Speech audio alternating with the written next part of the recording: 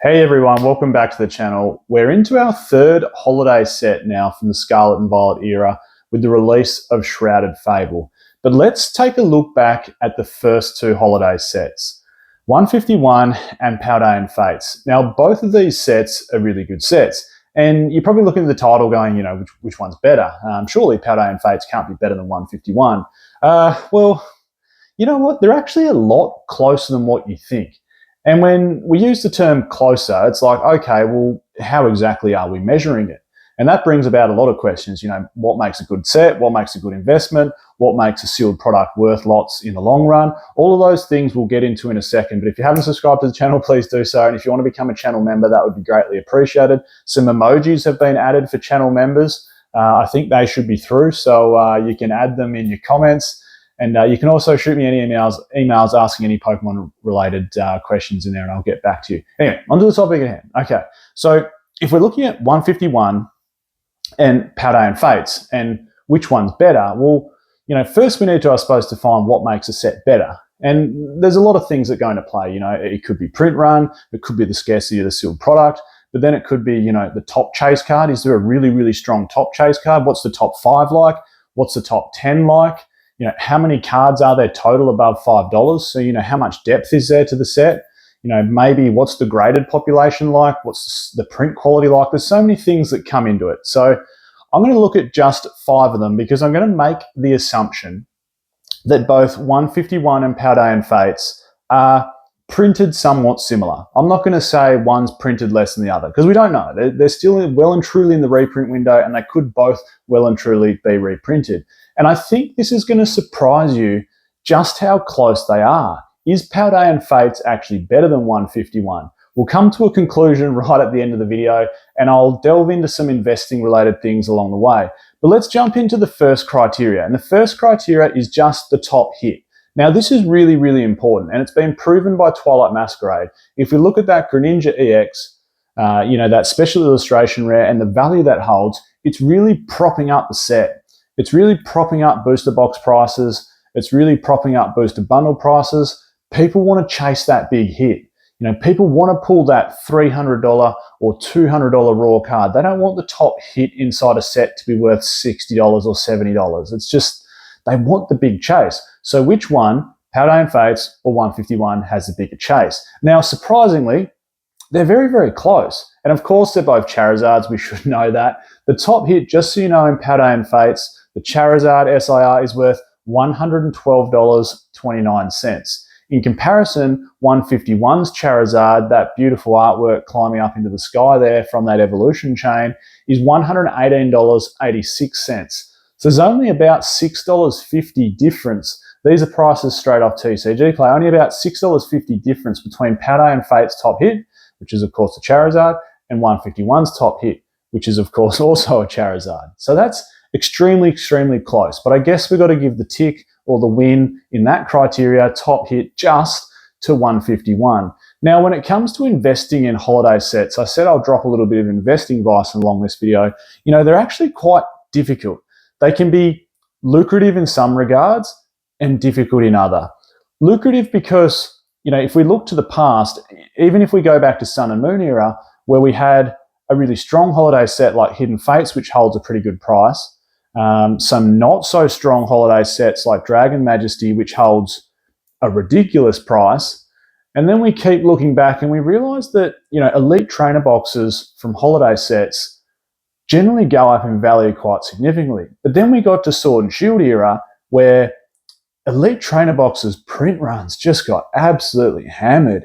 Start of a Champion's Path, followed on really heavily with Shining Fates. Pokemon Go, the demand just wasn't there for that set. Celebrations even, was printed heavy, although the demand was really, really there for that set. And I think we got to a stage of elite trainer boxes where they got so heavily printed compared to what they were in the past that we're stuck in this real awkward price point with them where they're not really moving. The other side of the coin when it comes to elite trainer boxes is they're very, very difficult to post. Well, not difficult, it's harder work, isn't it? They're a bit bigger, they take up more space at home, there's a couple more complexities, and maybe that's just, you can go, that's just part and parcel of it. That's, you're picking flies out of an ashtray there. But you get the point a little bit, I think. So from an investing standpoint, for me, holiday sets are difficult. I love collecting Elite Trainer boxes. I love having them on display. I have multiple Elite Trainer boxes of Hidden Fates, 151, Celebrations. Are they an investment vehicle for me? No. Like, I park all the money into booster boxes as an investment opportunity. I'd almost say booster bundles now would be a better investment opportunity, particularly if we're looking at, say, Scarlet and Violet 151. That's a really easy item to post. It's very cheap. Buying a case of booster bundles as well, they seem to be really, really hot property. They almost seem to be more hot property than the Elite Trainer boxes at the moment. On to our second criteria, though, the top 5 hits. So we've just gone from the top 1 to the top 5. Now, here's an interesting one, right? Paldean Fates, top 5, equal, give or take a couple of cents, $300 US. We got that beautiful Charizard, of course. The Mew is unbelievable. That's holding more value than the second top chase card from 151, and that Gardevoir EX as well. Now, if we transfer over to 151, believe it or not, Paldean Fates actually wins this one. The top 5 from 151 equals $286. So $300 versus $286.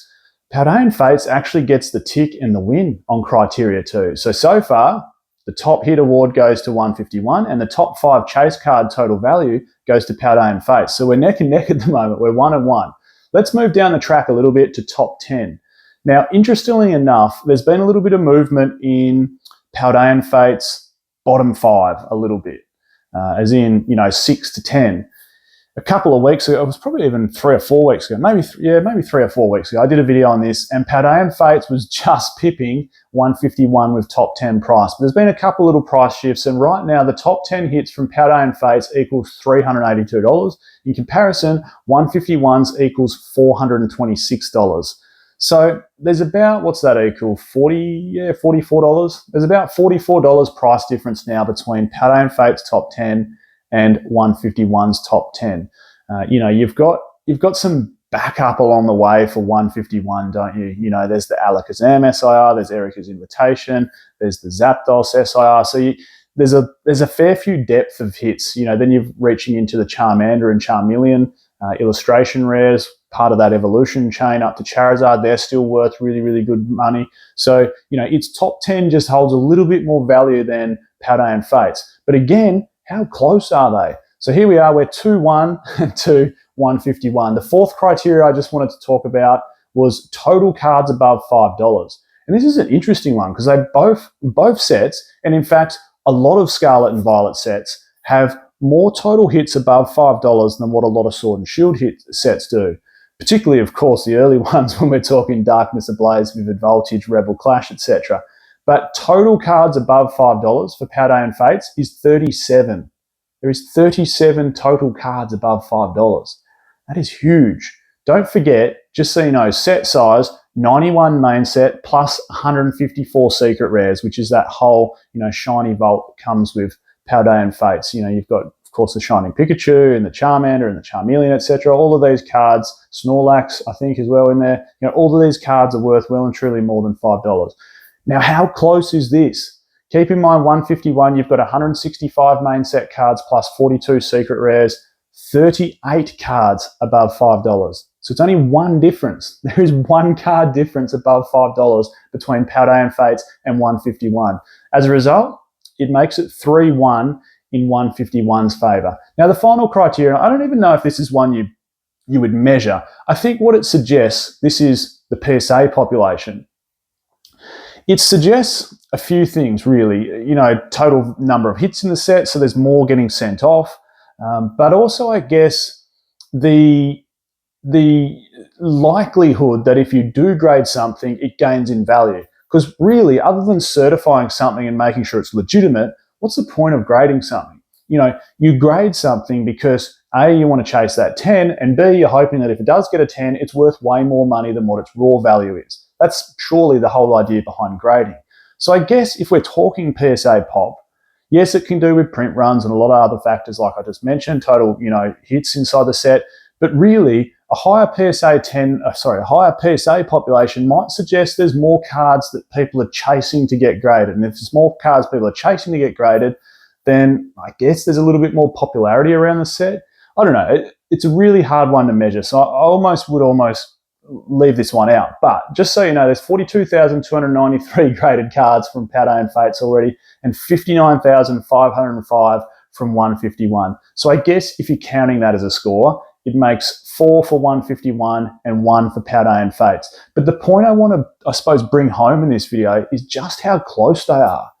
You know, Paldean Fates, you look at the two and you go, yep, 151 is by far the better set. It's so much better. You know, it's the original Kanto 151. It's the set that brought so many people back into the hobby. It's just a phenomenal Pokemon card set, which it is, but Paldean Fates isn't too far behind it. When you look at a lot of the main criteria that people generally would probably value a Pokemon card set around, you know, top 10 hits, top 5 hits, top hits, total hits above $5, it's right there nipping at its heels. And even the top 5, it's beating it. So some really, really interesting facts there. To summarize the video and transfer it into, I suppose, a final investment point, my advice for both of these sets, look, there's every chance both of them, I know 151's been reprinted in Europe. I've heard that booster bundles is at leftover stock, but I've heard, you know, distributors are starting to allocate those out again. So there's every chance both of them will get reprinted. So in terms of investing though, neither of them are for me with massive amounts of money because there's no booster boxes. However, I do think 151 is the better overall investment. I just see that set, you know, the hype, the nostalgia around it, the original 151. You just can't go wrong with it, can you? And really to invest in, I mean, it's got to be probably a Pokemon Center Elite Trainer Box or the booster bundles. I think if something's super popular new, it's going to be popular on the second-hand market. And the booster bundles have proven really, really popular new. So I think they're going to prove really, really popular second-hand. I can see streamers and the likes wanting to open these up in the future. YouTubers, of course, going, you know, here we've got a case of 151 booster bundles. Or here we've got, you know, 6 151 booster bundles, which are making a full booster box of 151. Let's open it. Can we get the Charizard? I really see that adding a lot of weight investment-wise to 151. I'm Michael, this is Pokeoz, and I'll catch everyone next time.